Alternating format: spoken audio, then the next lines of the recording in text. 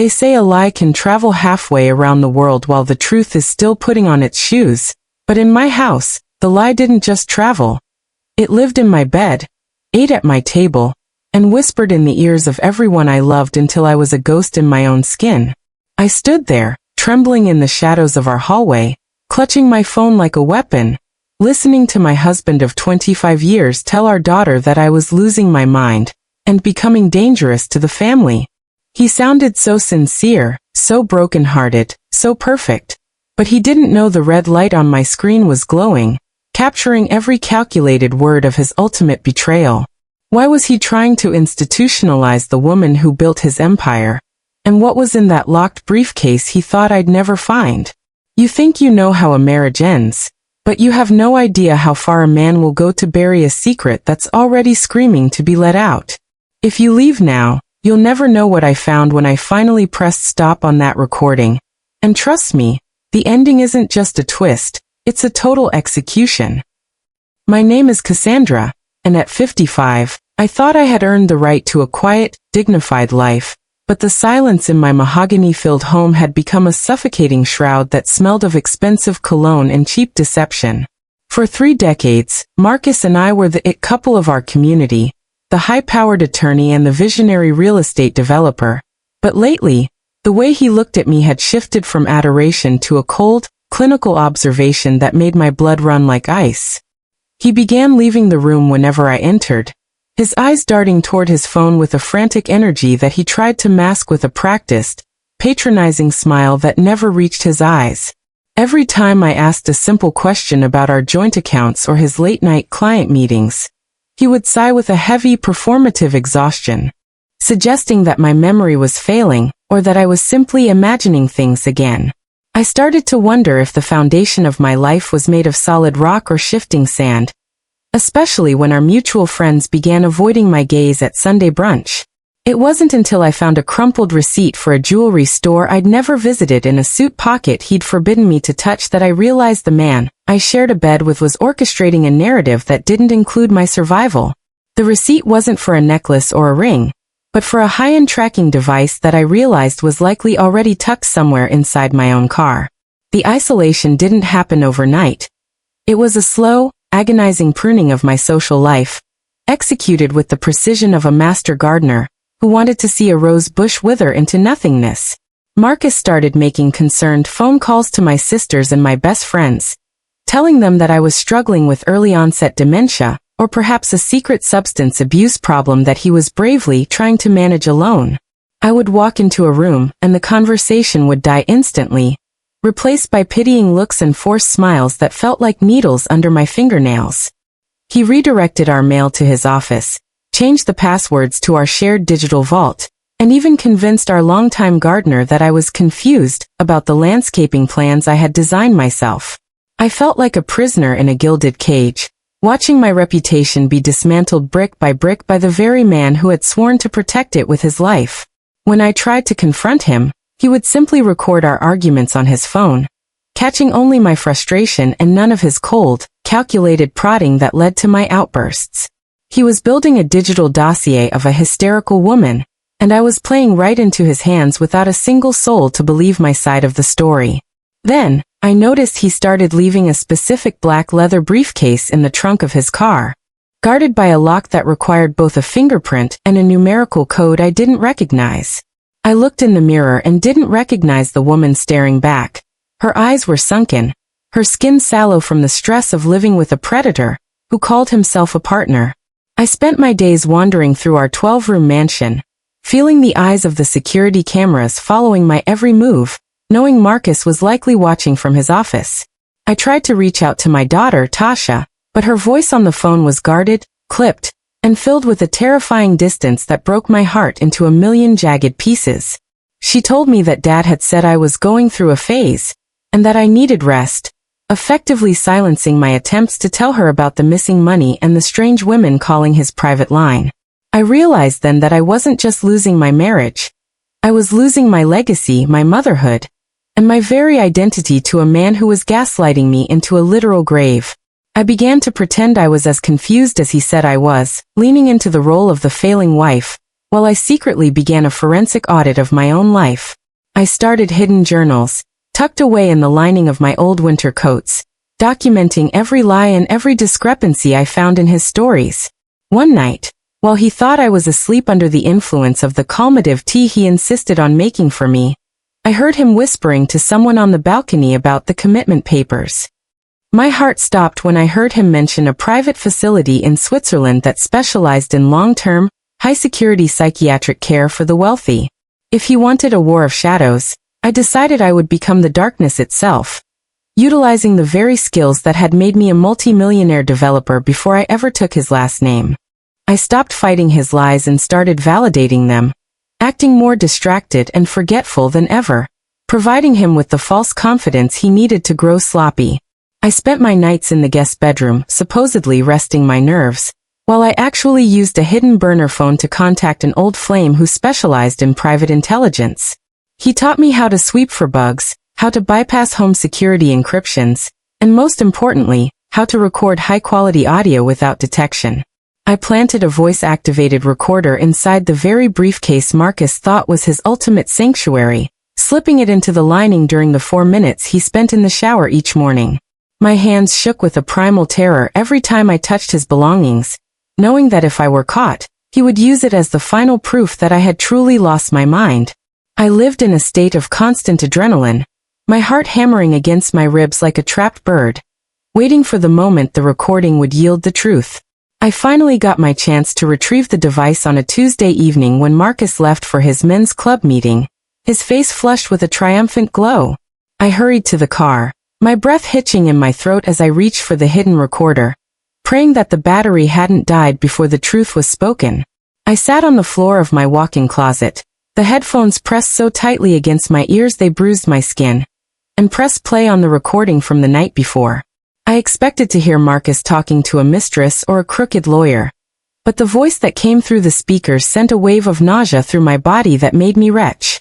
It was my sister, Elena, the woman I had shared a womb with, the woman I had bailed out of debt 3 times, and the woman who had been holding my hand and praying with me just yesterday. She wasn't comforting Marcus. She was coaching him on how to further provoke my episodes, so the involuntary commitment would hold up in a court of law. Elena was laughing, a cruel, sharp sound, as she discussed how they would split the proceeds from the sale of my primary estate once I was safely tucked away, in that Swiss facility. They weren't just husband and mistress, they were business partners in my destruction. And Elena had been the one providing him with the intimate details of my past traumas to use against me. She told him that the pills she was slipping into my daily vitamins were finally starting to cloud my judgment, making me more susceptible to their suggestions. My own flesh and blood was poisoning me, and I realized that the trap was far more extensive than a simple affair or a greedy husband. I looked at the bottle of vitamins on my vanity, the ones Elena had insisted I take for my menopause brain, and realized they were the source of the tremors I'd been experiencing. The realization that my sister was the architect of my misery felt like a physical blow to my chest, leaving me gasping for air in the darkness of my closet. I had been so focused on Marcus that I had let the viper into my inner sanctum, trusting her with my deepest fears while she was measuring my drapes for her own home. Every sisterly lunch, every late-night venting session, and every secret I had shared with her was being funneled back to Marcus to be used as ammunition in his war against my sanity. I felt a cold, hard resolve settle into my bones, a type of anger that doesn't scream, but burns with the steady, blue flame of a gas torch. I realized I couldn't trust anyone in my immediate circle, as Elena had likely poisoned the minds of our other siblings, and perhaps even my own children. I had to continue the charade of the failing woman, while I secretly began the process of purging the toxins from my system and building a legal fortress. I began flushing the vitamins down the toilet and replacing them with identical-looking sugar pills I had carefully sourced from a specialty shop. Within 48 hours, the brain fog began to lift, and the sharp, tactical mind that had built empires returned with a vengeance that terrified even me. I spent my nap times documenting the financial trail Elena had left behind, discovering she had already received over $200,000 from Marcus in consulting fees. As my mind cleared, I began to see the cracks in their plan. cracks that were wide enough to drive a freight train through if I played my cards with enough patience. Marcus was arrogant, and Elena was greedy, a combination that always leads to sloppy mistakes in the world of high-stakes financial fraud and personal betrayal. I discovered that Marcus hadn't just been gaslighting me. He had been forging my signature on documents that transferred ownership of my grandmother's coastal land to a shell company. This land was the one thing I had vowed never to sell, a sacred piece of our family history that he knew was my North Star. And seeing my name forged in his practiced hand felt like a violation of my soul. I spent hours in the basement of the local library, using their public computers to avoid his digital surveillance, tracing the money through a labyrinth of offshore accounts and charitable foundations. Every discovery was a new wound. But I welcomed the pain because it served as the fuel for the fire of my impending retribution. I found evidence that Marcus was also being blackmailed by someone else, a mysterious entity X, that was demanding astronomical sums of money every month to keep a secret from 20 years ago. This meant he wasn't just greedy, he was desperate. And a desperate man is a man who can be easily manipulated into his own destruction. I realized that to win this war, I wouldn't just need to prove my sanity. I would need to become the very ghost he thought he was creating. To keep the pressure on, I decided to host a reconciliation dinner for Marcus and Elena, pretending I wanted to thank them for taking such good care of me during my recent struggles. I watched them across the table, two predators basking in the glow of their perceived victory, sipping the vintage wine I had paid for with my own sweat and tears. Elena reached across the table to pat my hand, her eyes swimming with a faux compassion that made my skin crawl, while Marcus toasted to my health and recovery. I played the part to perfection, stumbling over a few words and pretending to lose my train of thought, watching as they exchanged a smug, knowing glance that said it all. Little did they know, I had installed microscopic cameras in the dining room chandelier and hidden high-gain microphones under the table, capturing every nuanced interaction. I asked them about the future of the estate, watching Marcus's pulse jump in his neck as he lied about the land transfers and the Swiss facility. I felt like a spider weaving a web around two flies who thought they were the ones in control of the garden. And the sensation was intoxicating. As the night ended and they shared a private moment in the foyer that I captured on video, I saw Elena slip him a new bottle of medication with a wink. The betrayal was now fully documented in high definition, but I knew I needed more. I needed the smoking gun that would destroy their reputations beyond any hope of repair. A week later, Tasha showed up at the house unannounced, her face a mask of grief and confusion that nearly broke my resolve to stay the course. She sat me down in the kitchen and told me that Dad and Aunt Elena had shown her medical reports, stating I was suffering from a rare, aggressive form of neurological decline. They had even faked a doctor's signature, a bold move that showed just how confident they were in their ability to manipulate the person I loved most in this world. Tasha was crying, begging me to agree to the voluntary treatment in Switzerland, her voice trembling with the genuine fear of losing her mother to the darkness. I had to look into my daughter's eyes and lie, telling her that I was scared, but willing to do whatever Dad thinks is best, knowing that this lie was necessary to protect her from the fallout. It was the hardest thing I've ever done, watching my daughter's heart break because of the lies of her father and her aunt. But I knew that the truth would be her ultimate liberation. I realized then that Marcus wasn't just trying to steal my money. He was trying to replace me in Tasha's life with Elena, creating a new perfect family, built on the ashes of my existence. This revelation transformed my anger into a cold, diamond-hard resolve. I wasn't just going for a divorce. I was going for a total scorched-earth annihilation of their lives. I whispered a silent promise to my daughter that by the time this was over, she would see exactly who her father really was, even if it shattered her world. I finally managed to crack the code on the black briefcase after weeks of observation, discovering the entity X was not a blackmailer, but Marcus's secret 22-year-old son from a woman he'd been hiding since before we were married. But the betrayal went even deeper. The woman was not a stranger, but our longtime family attorney's younger sister, and the son, Julian, was currently working as a junior clerk in Marcus's own firm. Marcus wasn't just stealing my money to hide his past, he was funneling my entire inheritance into a trust fund for Julian, effectively disinheriting Tasha in favor of his secret legacy. The briefcase contained DNA results, birth certificates, and a series of letters where Marcus expressed his loathing for the life he built with me, calling me a necessary stepping stone to the wealth he intended to give his real family. He had been living a double life for over 2 decades, using my business acumen and my family's social standing to build a throne for a son I never knew existed. The most devastating part was a photo of Marcus, Elena, and Julian together at a graduation party 3 years ago. Elena had known about this secret son for his entire life, and had been helping Marcus hide him from me. My sister hadn't just betrayed me for money. She had been part of his other family, all along, acting as the aunt to his secret son while playing the sister to me. The depth of the conspiracy was breathtaking. A 30-year-long con that made every memory I had of our marriage feel like a hallucination. With the evidence of the secret family and the forged documents in my possession, I began the final phase of my plan, which I called the Great Unraveling. I didn't go to the police yet. I knew that Marcus's connections would allow him to bury the story before it ever reached a courtroom. Instead, I contacted the most ruthless investigative journalist in the city, a woman who specialized in exposing the clean elite for the monsters they truly were behind closed doors. We spent 3 days in a secure hotel room, going over the recordings, the bank statements, and the photos of the secret family, building a digital bomb that would be detonated at the perfect moment.